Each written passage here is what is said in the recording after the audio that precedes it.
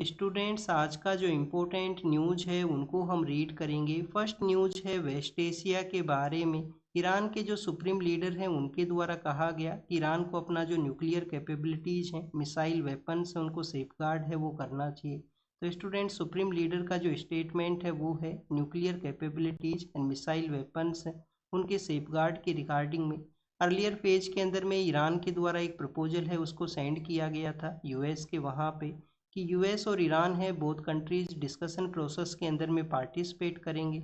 State of हुर्मुज के वहाँ पे आने वाले समय में किस तरीके से रूल्स हैं वो होने चाहिए, उसके रिगार्डिंग में भी जो डिस्कशन है वो किया जाएगा। बट अर्लियर फेज के अंदर में यूएस के द्वारा ईरान के जो पोर्ट्स को ब्लॉकेज किया गया है उनको ओपन है वो करना होगा। तो बेसिक क्वेश्चन आपके लिए रेज होता है कि यूएस के द्वारा ईरान के जो पोर्ट्स को ब्लॉकेज किया गया है वो किस एरिया के अंदर में किया गया है। क्योंकि ईरान तो आप देखिए कि 3 वाटर बॉडीज हैं जिनके साथ में अपना एरिया है वो शेयर करता है। क्या यूएस ने ईरान के जो पोर्ट्स हैं उनको कैस्पियन सी के वहाँ पे ब्लॉक किया है, क्या पर्शियन गल्फ के वहाँ पे ब्लॉक किया है, या गल्फ ऑफ ओमान के वहाँ पे। तो आप देखिए कि कल या परसों का जो न्यूज़पेपर था उसमें हमने रीड किया था कि ईरान के लीडर्स का एक स्टेटमेंट था कि यूएस के ब्लॉकेज के बाद में भी ईरान जो है वो अपने ट्रेड को कैरी आउट करता है कैस्पियन सी के थ्रू सेंट्रल एशियन कंट्रीज़ के वहाँ पे। और आप देखिए कि जो पर्शियन गल्फ के थ्रू अदर कंट्रीज़ को भी अपना जो ट्रेड है उसको यहाँ पे कैरी आउट है वो करता है। तो ब्लॉकेज का जो इम्पैक्ट है उनके ट्रेड के ऊपर में यहाँ पे नहीं हुआ है। यूएस ने जो ब्लॉकेज किया है वो गल्फ ऑफ ओमान के एरिया के अंदर में किया है।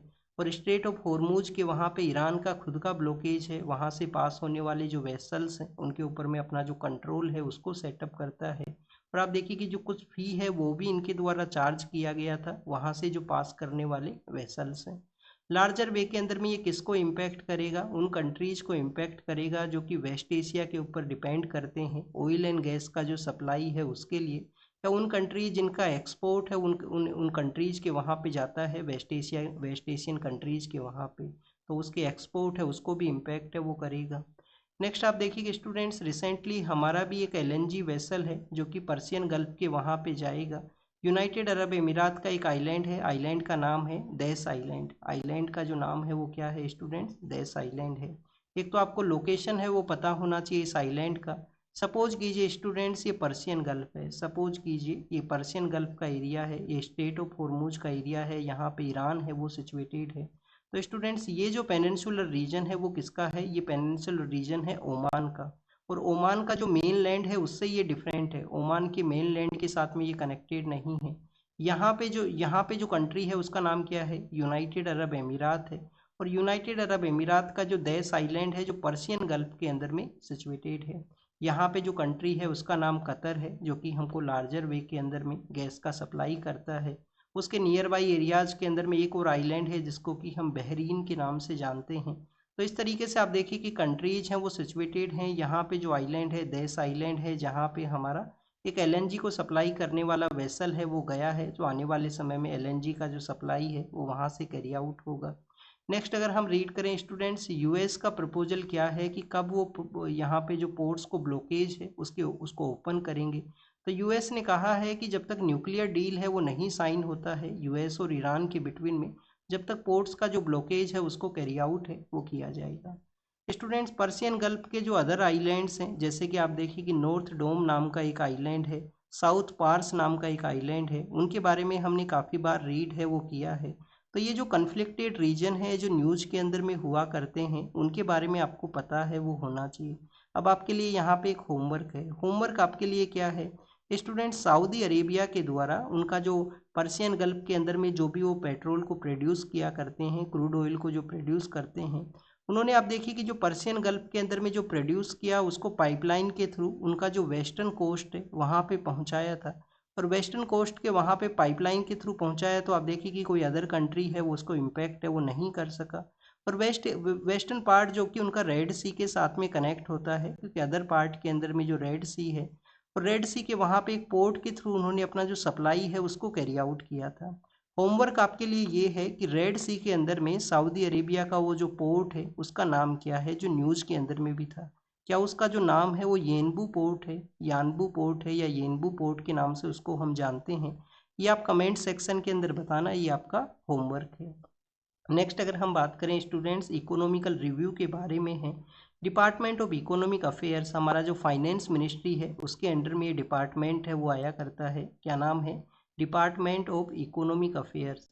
क्या स्टूडेंट्स, इसी डिपार्टमेंट के द्वारा हमारा जो बजट है, इकोनॉमिक सर्वे है, उसको प्रिपेयर किया जाता है।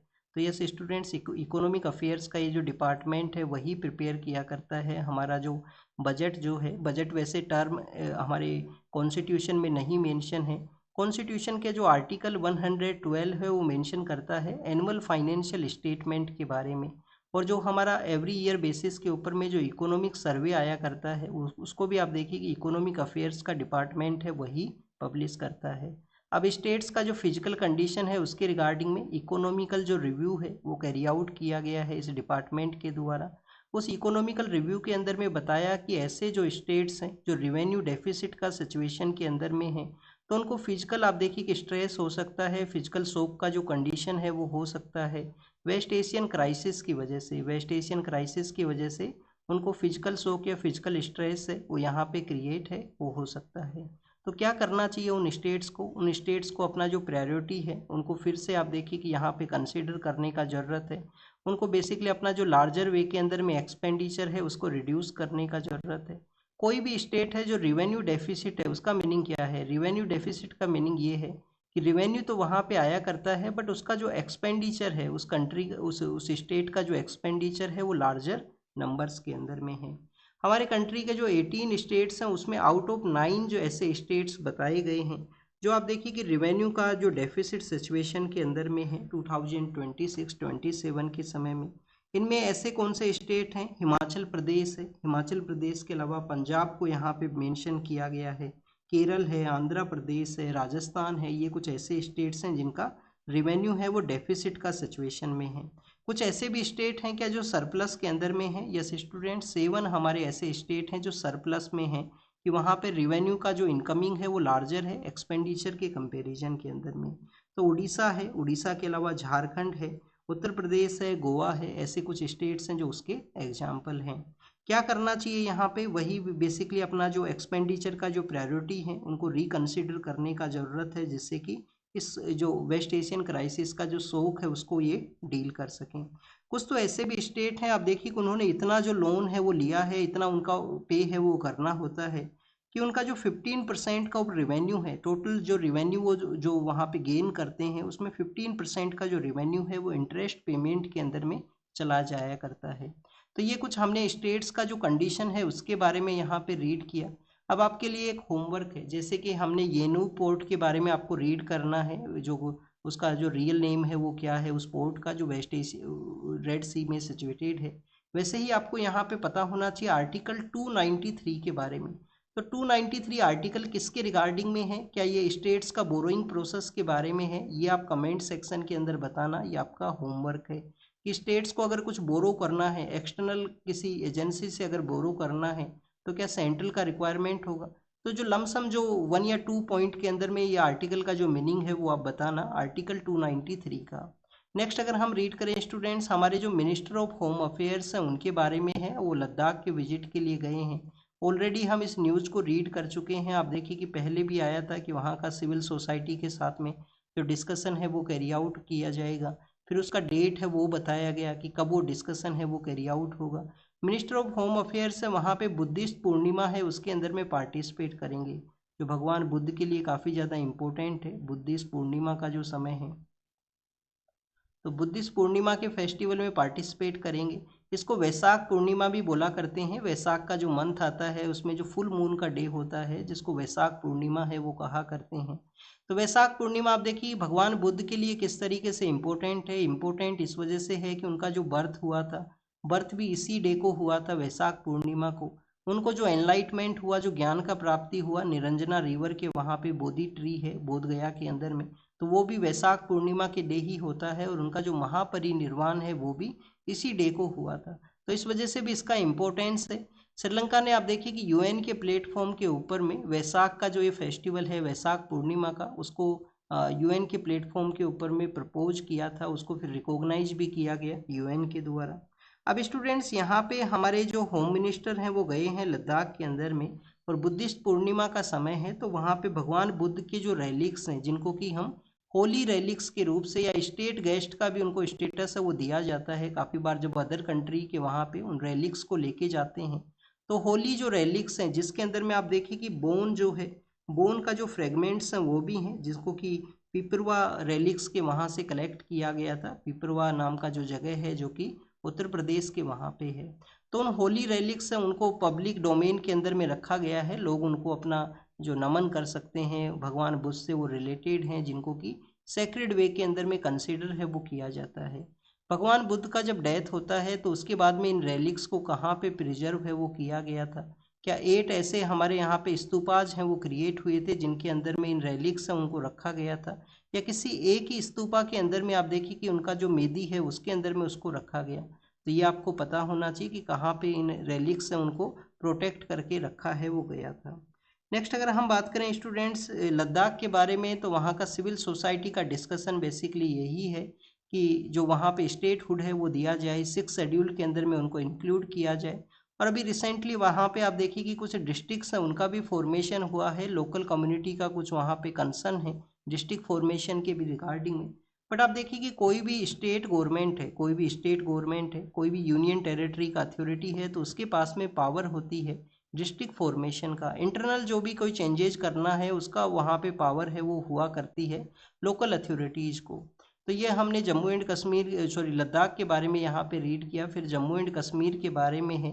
जम्मू एंड कश्मीर जो प्रेजेंट समय में एक यूनियन टेरिटरी है, वहाँ पे लेजिस्लेटिव असम्बली है, उसका भी इस्टेब्लिशमेंट है। तो वहाँ के जो चीफ मिनिस्टर हैं वो आप देखिए कि चिल्ड्रंस के साथ में इंटरेक्ट किए हैं।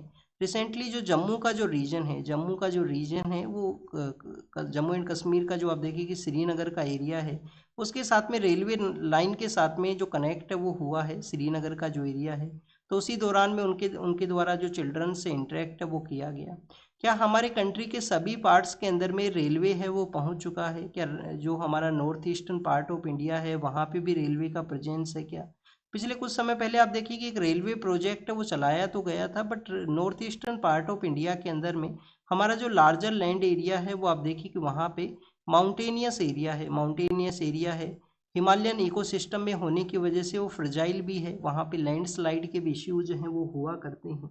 तो इस वजह से जो रेलवे का जो प्रोजेक्ट्स हैं वो लार्जर एरियाज में नहीं पहुँचे हैं, बट सम हाउ जहाँ तक पॉसिबिलिटी है वहाँ पे कनेक्ट करने का जो कोशिश है वो किया गया।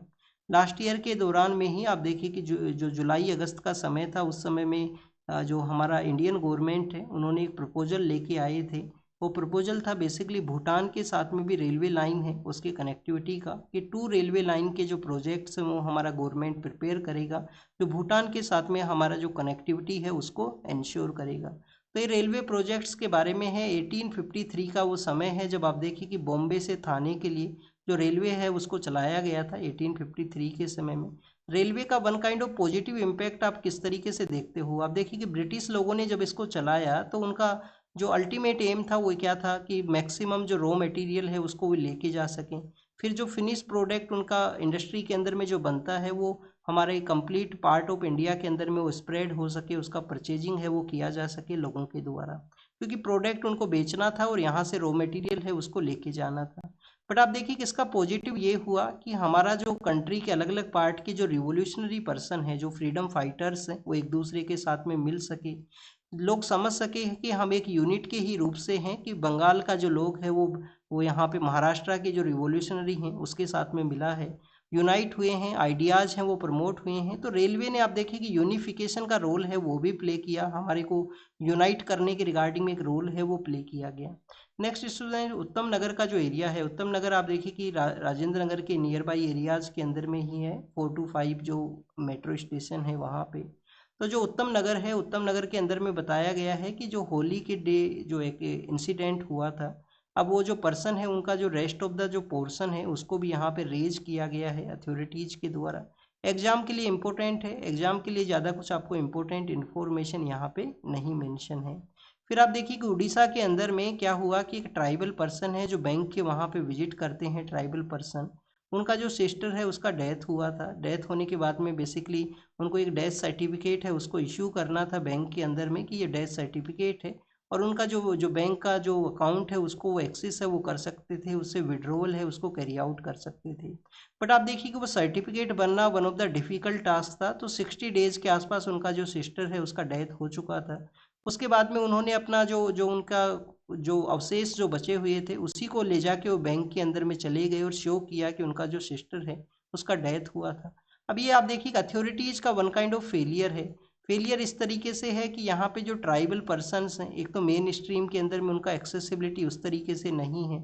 सेकंड आप देखिए कि उनका जो सिस्टमेटिक फेलियर की वजह से उनको ये एक्टिविटी को कैरी आउट करना पड़ा। इस तरीके से अपने जो जो वहाँ पे अवशेष है उनको बैंक के अंदर में लेके गए हैं कि उनका डेथ है वो हुआ है, क्योंकि सर्टिफिकेट मिलना one of the difficult task था। मिलता तो भी आप देखिए कि हो सकता है उसके अंदर में ब्राइब है वो मांगा जाए, इस तरीके की कोई ना कोई डिफ़िकल्टी होंगी, तो सर्टिफिकेट उनको इश्यू है वो नहीं हुआ था। तो जब इस तरीके से किया गया जो सिस्टमेटिक फेलियर की एक एग्जाम्पल को शो है वो करता है। मुंडा नाम का जो ट्राइबल कम्युनिटी है उससे ये बिलोंग किया करते हैं। आप देखिए कि भगवान बिरसा मुंडा भी हैं जिनका जिनके मेमोरी के अंदर में हम जनजातीय गौरव दिवस हैं 15 नवंबर को जनजातीय गौरव दिवस है उसको सेलिब्रेट करते हैं। भगवान बिरसा मुंडा जिनको कि धरती अब्बा के नाम से भी जाना करते हैं, छोटा नागपुर प्लेट्यू के अंदर में उन्होंने मूवमेंट को कैरी आउट किया था। ट्राइबल कम्युनिटीज़ हैं उनको यूनाइट है वो किया गया था उनके द्वारा। क्या स्टूडेंट्स हमारे कंट्री के अंदर में जो ट्राइबल कम्युनिटी हैं उनका फ्रीडम मूवमेंट के अंदर में कंट्रीब्यूशन है, और कंट्रीब्यूशन है तो कौन कौन से ऐसे मूवमेंट है जिनको जिनको आप बता सकते हो? आप देखिए कि फ्रीडम मूवमेंट में कंटिन्यूस मूवमेंट कंटिन्यूस पार्टिसिपेशन रहा है हमारा जो ट्राइबल कम्युनिटीज़ हैं उनका यहाँ पे। चाहे अगर हम बात करें यहाँ पे भगवान बिरसा मुंडा के बारे में, या आप देखिए कि जो रामप्पा जो रिबेलियन है जिस रामप्पा रिबेलियन जिसके अंदर में अल्लूरी सीतारमन राजू नाम के जो पर्सन है वो हुआ करते थे। चाहे एका मूवमेंट तो बेसिकली फार्मर्स का मूवमेंट हुआ करता था, मदारी पासो नाम के जो पर्सन है वो उसको लीड किया करते थे। और भी हमारे यहाँ पे काफ़ी मूवमेंट्स हैं जिसमें ट्राइबल कम्युनिटी है उनका पार्टिसिपेशन रहा है। रानी चेन्नम्मा हो सदर्न पार्ट ऑफ इंडिया से, या आप देखिए कि जो गोविंद गुरु नाम के एक लीडर हुआ करते थे, राजस्थान का जो सदर्न पार्ट है डूंगरपुर बांसवाड़ा का रीजन, वहाँ पे उन्होंने संप सभा है उसको इस्टेब्लिश किया था मानगढ़ का जो पहाड़ियाँ हैं वहाँ पे। और अभी लास्ट 2 ईयर बैक के अंदर में आप देखिए कि हमारे प्राइम मिनिस्टर भी वहाँ पे गए थे, क्योंकि वो मध्य प्रदेश गुजरात और राजस्थान का बॉर्डर है वो वहाँ पे शेयर होता है।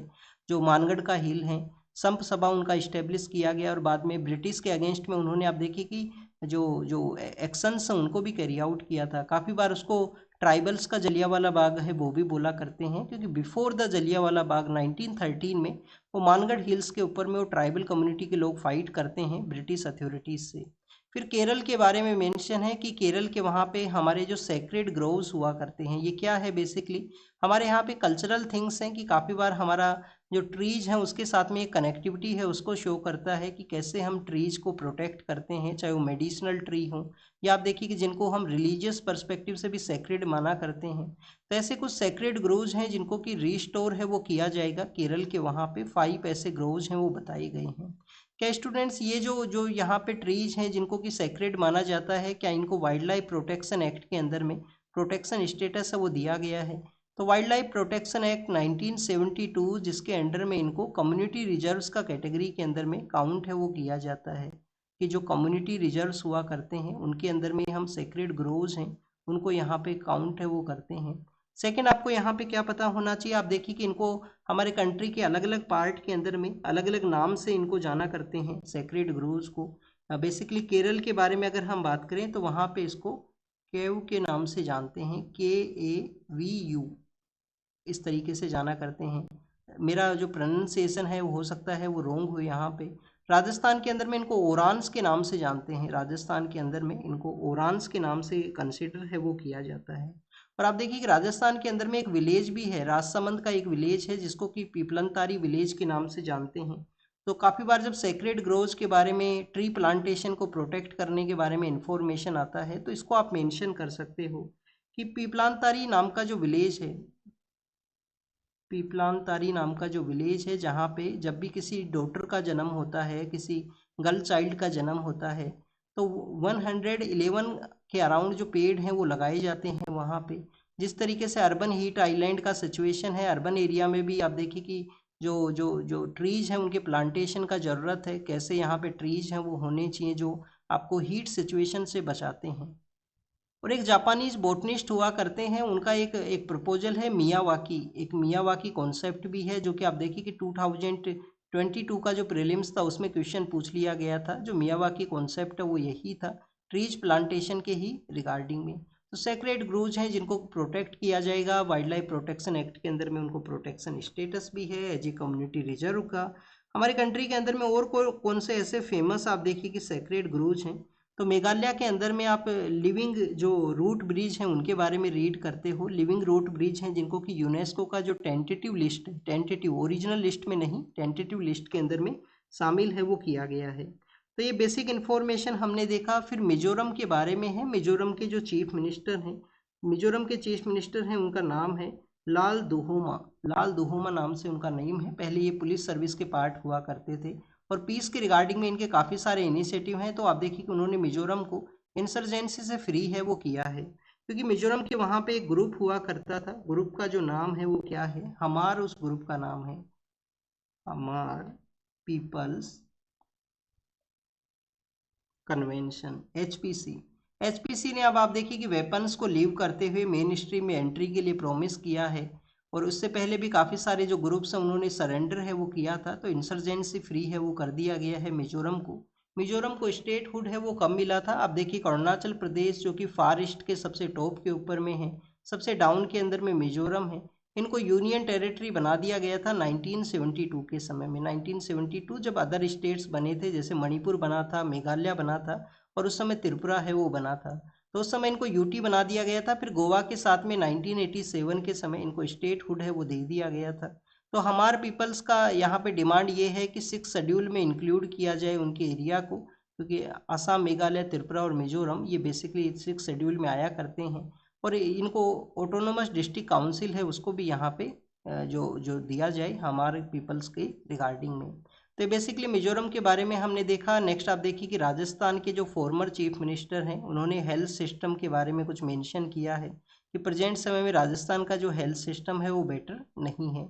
एग्जाम के लिए हमारे लिए इम्पोर्टेंट नहीं है, इस न्यूज़ को हम इस वजह से इंक्लूड किए कि जो राजस्थान के फॉर्मर चीफ मिनिस्टर हैं अशोक गहलोत, जब भी इनका टाइम पीरियड हुआ करता है, जब भी ये पावर में रहे हैं, इन्होंने काफ़ी सारे ऐसे इनिशिएटिव्स हैं वो चलाए हैं जो कि आप देखिए कि एंडोर्सेबल हैं, प्रेजेबल हैं उनके ये जो इनिशिएटिव्स हैं। जैसे जो हेल्थ सिस्टम के बारे में यहाँ पे मेंशन था, इस संजीवनी नाम से एक इनिशिएटिव इनके द्वारा चलाया गया था। संजीवनी बेसिकली ये था कि कोई भी पर्सन है जो कि सीरियस यहाँ पे डिजीज है, उनसे इम्पेक्टेड है, हेल्थ इश्यू हुए हैं, तो उसका भी वो जो जो ट्रीटमेंट है वो करवा सकते थे जो प्राइवेट हॉस्पिटल्स हैं उनके अंदर में, और गवर्नमेंट के द्वारा उनको जो सपोर्ट है वो प्रोवाइड किया जाता था, उन हॉस्पिटल्स को फाइनेंशियली फंडिंग है वो किया जाता था।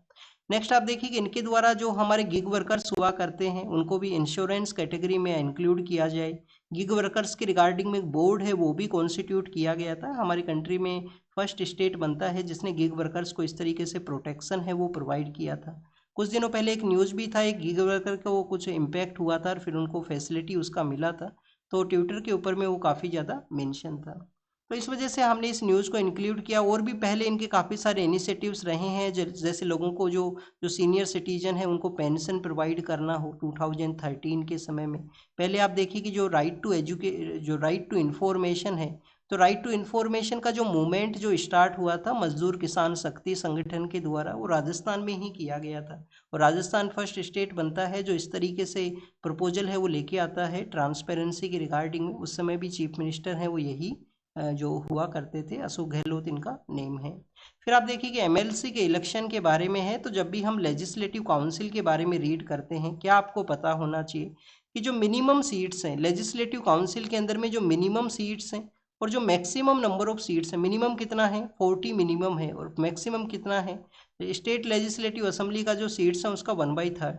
तो ये जो मिनिमम और मैक्सिमम का जो क्राइटेरिया है ये तो कॉन्स्टिट्यूशन ने डिसाइड किया है, ये तो कॉन्स्टिट्यूशन ने किया गया, but actual number of seats कितना रहेंगी, 42 रहेंगी, 43 रहेंगी, 59 रहेंगे, 68 रहेंगे।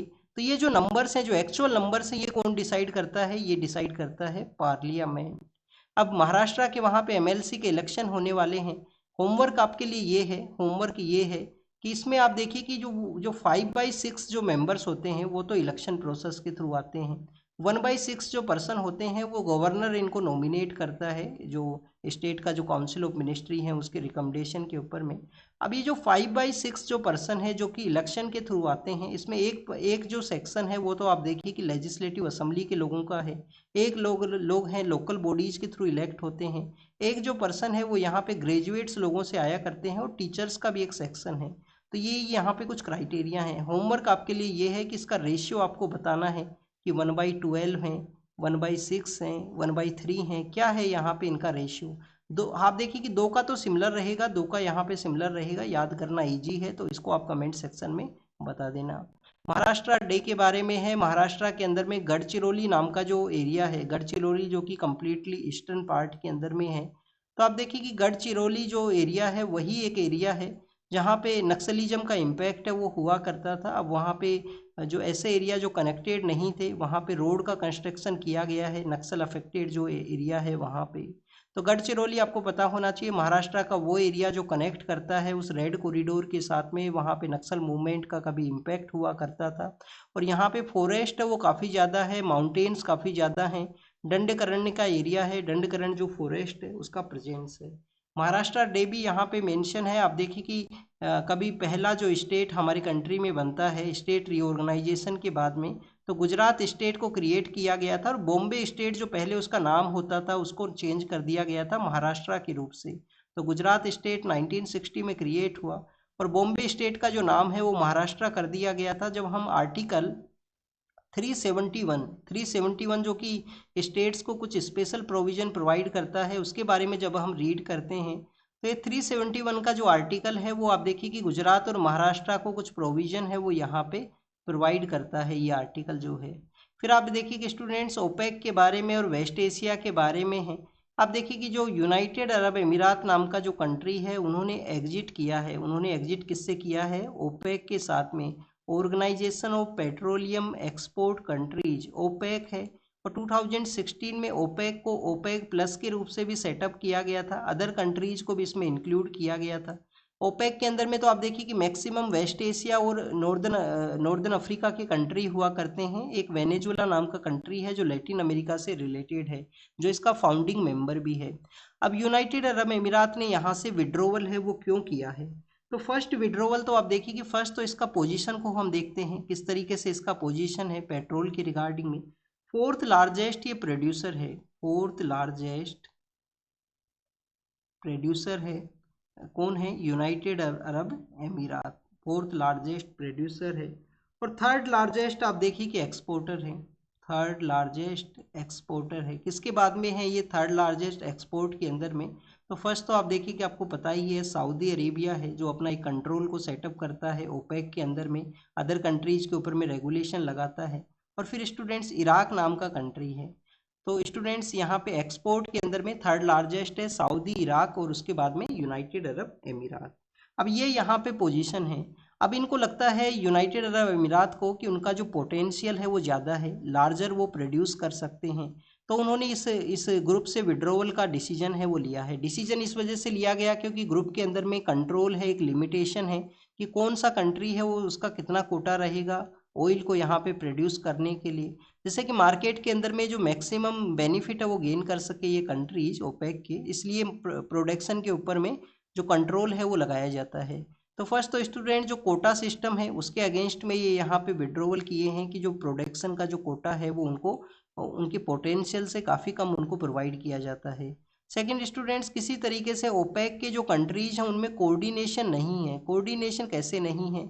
अभी सऊदी और यूनाइटेड अरब अमीरात का कन्फ्लिक्ट हुआ था, स्पेशली यमन के रिगार्डिंग में कन्फ्लिक्ट था। और यमन के अलावा आप देखिए कि जो कन्फ्लिक्ट था वो था सूडान के, वहाँ पे भी दोनों कंट्रीज का जो फोर्सेज हैं उनमें डिस्प्यूट भी हुआ था कुछ एरियाज़ को कंट्रोल करने के लिए। तो सूडान और यमन के वहाँ पे अपना पावर को सेटअप करने के लिए कुछ एरियाज़ में इनका जो कन्फ्लिक्ट है वो भी एक रीजन है। और जिस तरीके से ईरान ने इम्पैक्ट किया, ईरान ने यूएई के ऊपर अटैक किया है इस वेस्ट एशियन कन्फ्लिक्ट के दौरान में, तो ये भी कुछ ऐसे रीजन है जिसकी वजह से यूनाइटेड अरब अमीरात है वो एग्जिट करना चाहता है। फिर स्टूडेंट्स यूनाइटेड अरब अमीरात का जो इजराइल के साथ में जो कनेक्टिविटी है वो लार्जर है। कनेक्टिविटी लार्जर कैसे है? जैसे अब्राहम अकॉर्ड आया था जो अरेबियन कंट्रीज का इजराइल के साथ में कनेक्टिविटी करना था, तो ITU2 का जो इनिशिएटिव है उसके थ्रू भी आप देखिए कि इजराइल से अपना कनेक्टिविटी किया यूनाइटेड अरब अमीरात ने, तो उनका इजराइल के साथ में भी कनेक्टिविटी है। तो ये कुछ ऐसे रीजन्स है जिसकी वजह से इनका विड्रोवल यहाँ पे हुआ है इस ओपेक नाम के ग्रुप से। ओपेक के बारे में आपको क्या पता होना चाहिए, 1960 के समय में बगदाद कॉन्फ्रेंस के थ्रू इसको सेटअप किया गया था। 5 कंट्री हैं वो इसके फाउंडिंग मेंबर्स हुआ करते थे। 5 कंट्रीज कौन कौन से हैं स्टूडेंट्स? एक कंट्री का नाम है ईरान है, एक कंट्री का नाम यहाँ पे इराक है, एक कंट्री का नाम है वो आप देखिए कि सऊदी है, सऊदी के अलावा आप देखिए कि कुवैत है, सऊदी के अलावा कुवैत है, और वेनेजुला है। हेडक्वार्टर कहाँ पे होता है? वियना जो ऑस्ट्रिया के वहाँ पे है। याद रखना हेडक्वार्टर इसका न्यूट्रल कंट्री के वहाँ पे है, वो कंट्री ओपेक का पार्ट है वो नहीं है। तो हेडक्वार्टर इसका कहाँ है? वियना ऑस्ट्रिया के वहाँ पे। नेक्स्ट अगर हम बात करें फॉरेस्ट फायर के बारे में है, आप देखिए कि हमारा जो तमिलनाडु का जो सदर्न पार्ट है, जो कोयम्बतूर है, नीलगिरी का एरिया है, इरोड डिस्ट्रिक्ट का एरिया है, वहाँ पे फॉरेस्ट फायर का सिचुएशन है वो हुआ है। क्यों होता है फॉरेस्ट फायर? एक तो आप देखिए कि हीट काफ़ी ज़्यादा है, टेम्परेचर काफ़ी ज़्यादा है, इस समय ड्राई कंडीशन भी होते हैं, पेड़ों से जो पत्ते हैं वो भी गिरते हैं। एक अडोप्टेशन प्रोसेस का ये पार्ट होता है, जब भी समर आती है पेड़ से पत्ते गिरेंगे जिससे कि कम से कम इवोपरेशन हो पेड़ का, तो उनका एक अडोप्टेशन प्रोसेस का भी ये पार्ट है। तो क्या करना चाहिए इसके रिगार्डिंग में? जो प्रिपरेशन है वो होना चाहिए। स्ट्रॉन्ग विंड्स हैं वो चला करती हैं, वो भी फॉरेस्ट फायर को इंक्रीज हैं वो करते हैं। प्रिपरेशन होना चाहिए, सीजनल फायर से लॉन्ग टर्म मैनेजमेंट का प्लान है, प्रिपेयर्डनेस है उसको कैरी आउट है वो किया जाए। नेक्स्ट अगर हम बात करें यूएन के चीफ के बारे में है, यूएन का चीफ जो कि एक लार्जर एडमिनिस्ट्रेटिव बोर्ड पर्सन हुआ करता है, चाहे वो यूनाइटेड नेशन जनरल असेंबली है उसको एडमिनिस्ट्रेट करना हो, या यूनाइटेड नेशन सिक्योरिटी काउंसिल को कोई यहाँ पे सपोर्ट प्रोवाइड करना हो, कोई डिसीजन है वो लेने में। और यूएन का आप देखिए कि यूएन को हेड करता है चीफ जो हुआ करता है। अब इसका जो जो इलेक्शन है वो कौन करता है? सिक्योरिटी काउंसिल के मेंबर्स का लार्जर रोल है, और अपॉइंटमेंट है वो यूनाइटेड नेशन जनरल असेंबली के जो लोग हैं वो किया करते हैं। यूएन चीफ के अंदर में अभी चिली के जो फॉर्मर प्रेसिडेंट है वो भी इसका रेस के अंदर में है, और भी काफ़ी सारे लीडर्स हैं वो रेस में हैं। यूएन को 80 ईयर्स हुए हैं, बट इम्पैक्ट क्या है प्रेजेंट समय में? फाइनेंशियल कंस्ट्रेंट का इम्पैक्ट है, कि पैसा है वो नहीं है, फाइनेंशियल कंस्ट्रेंट्स हैं उसका यहाँ पे इम्पैक्ट है, पैसा नहीं है। क्योंकि कुछ कंट्रीज ने विड्रॉल भी किया है, काफ़ी सारे ऐसे विंग्स हैं जहाँ पे पैसे का जो क्राइसिस है वो 2025 में भी आया था। कोमगाता मारू इंसिडेंट क्या है? कोमगाता मारू इंसिडेंट आप देखिए कि एक शिप जाता है जिसमें इंडियन पर्सन हुआ करते थे जो कि लेबरर के रूप से गए थे, और जो वैनकूवर का एरिया है, वैनकूवर कहाँ पे है? वेस्टर्न पार्ट ऑफ कनाडा के अंदर में वैनकूवर है, जो ब्रिटिश कोलंबिया का पार्ट हुआ करता है। तो ये जो वैनकूवर का जो रीजन है वहाँ पे आप देखिए कि कोमगाता मारू का इंसिडेंट होता है, ये शिप का नाम है बेसिकली। उस शिप को अलाउ नहीं किया था, कनेडियन अथॉरिटीज़ ने अलाउ नहीं किया था, उस शिप को वापस से भेजा जाता है, और वापस से आने के ऊपर में ब्रिटिश अथॉरिटीज़ हैं वो उसके अगेंस्ट में एक्शंस को कैरी आउट करते हैं, जिसमें कुछ लोगों का डेथ है वो भी हो गया था। बजबज नाम का एरिया है, शायद वो मॉडर्न हिस्ट्री में आप रेफर करना क्या वो बजबज है या गजगज का एरिया है, जहाँ पे वो शिप से आने वाले लोगों के ऊपर में पुलिस एट्रोसिटी है वो करती है। बाद में आप देखिए कि कोमगाता मारू इंसिडेंट है उसके रिगार्डिंग में अपोलोजाइज है वो भी किया गया। कनेडियन जो पॉलिटिकल लीडर हैं उन्होंने इसको अपोलोजाइज है वो किया था कि उस समय उसको एंट्री है वो देना चाहिए था। काफ़ी दिनों तक जो जहाज़ है वो समुद्र के अंदर में रहा था वहाँ पे, और उसको एंट्री है वो नहीं दिया गया था ब्रिटिश कोलंबिया के वहाँ पे। ब्रिटिश कोलंबिया के वहाँ पे क्यों गए थे लोग? क्योंकि वहाँ पे जो वुड जो लकड़ी जो होती है ना, लकड़ी का जो फर्नीचर जो बना करता है उसका लार्जर वहाँ पे इंडस्ट्री है, जिसको कि हम किसके नाम से जानते हैं? वुड इंडस्ट्री को हम किस नाम से जाना करते हैं? ये आप रीड करना इसके बारे में कि उसको क्या बोला करते हैं, क्या उसको लुम्बेरिंग इंडस्ट्री है वो कहा करते हैं।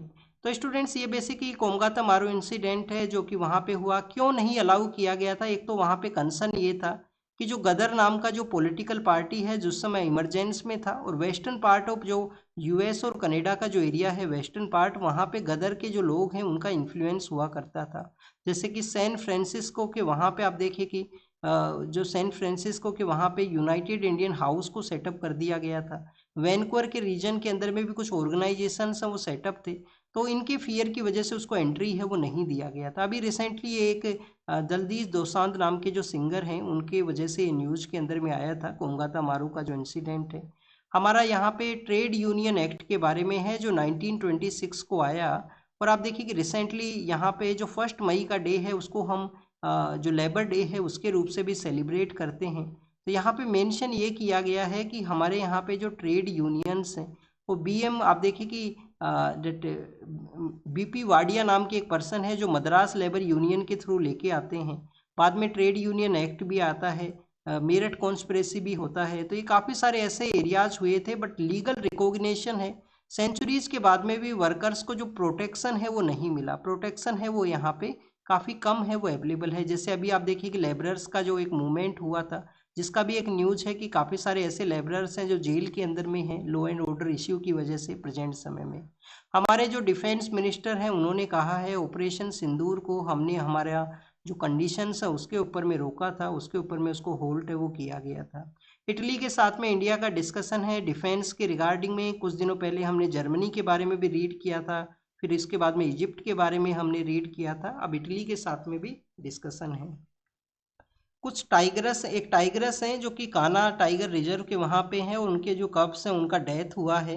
किसकी वजह से डेथ हुआ है? K9 डिस्टेंबर वायरस हुआ करता है जो कि टाइगरस के अंदर में डेथ का एक रीजन है और डॉग्स की वजह से ये स्प्रेड होता है। K9 डिस्टेंबर जो वायरस है वो डॉग्स की वजह से स्प्रेड होता है। तो उसका आउटब्रेक को एक रीजन बताया गया है जिसकी वजह से डेथ है वो देखने के लिए मिला है कान्हा टाइगर रिजर्व के वहाँ पे।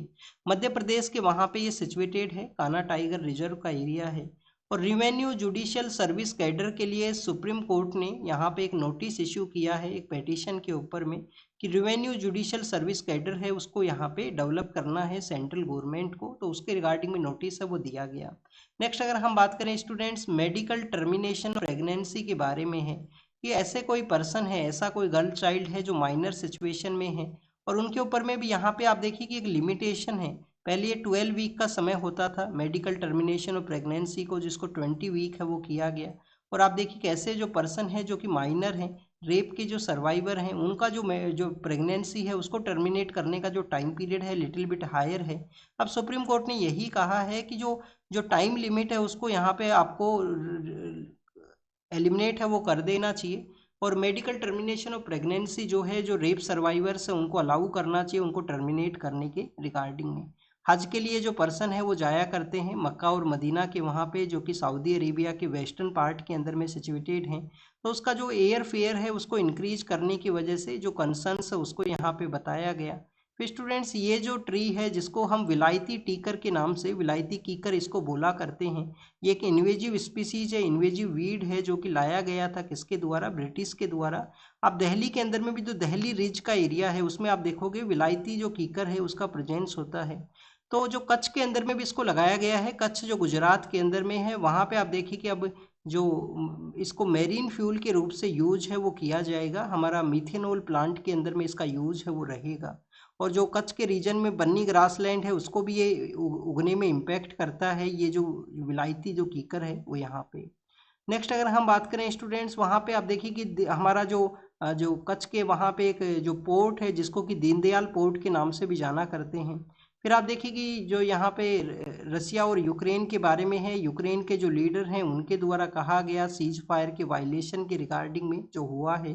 फिर आप देखिए कि यूरोप के द्वारा ट्रूप्स का जो डिप्लॉयमेंट है उसके बारे में है कि यूएस है वो इंटरेस्टेड है, यूयू के द्वारा कहा गया है ट्रूप्स का जो डिप्लॉयमेंट है उसके रिगार्डिंग में। चाइना के जो मिनिस्टर हैं उन्होंने ताइवान को एक बिगेस्ट रिस्क पॉइंट के ऊपर में बताया गया यूएस चाइना रिलेशंस के अंदर में कि जो ताइवान है one of the biggest hurdle है बोथ कंट्रीज के रिगार्डिंग में। और न्यूयॉर्क के आप देखिए कि जो मेयर है उनका यहाँ पे जो ब्रिटिश प्राइम मिनिस्टर हैं उनके साथ में डिस्कशन हुआ है। कोहिनूर का जो डिमांड है रिटर्न का डिमांड उनके द्वारा यहाँ पे किया गया है। कोहिनूर जो कि गोलकोंडा हिल्स से निकला था।